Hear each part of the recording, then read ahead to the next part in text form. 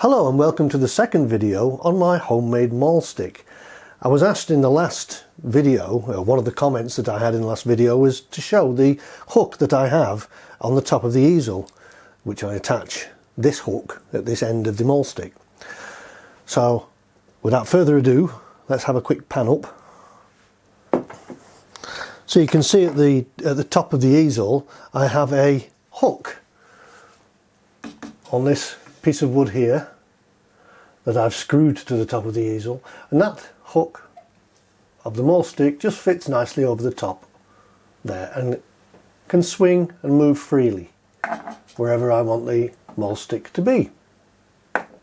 Simple.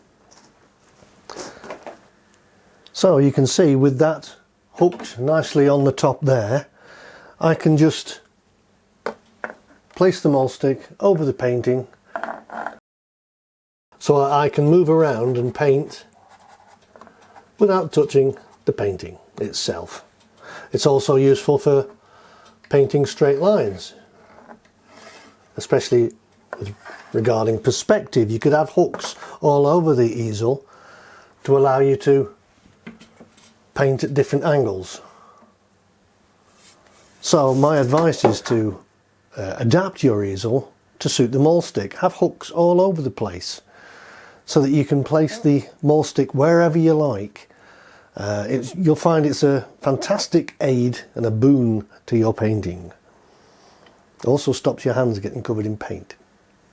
So I hope that is of interest to you. Thank you very much. Look out for my next video.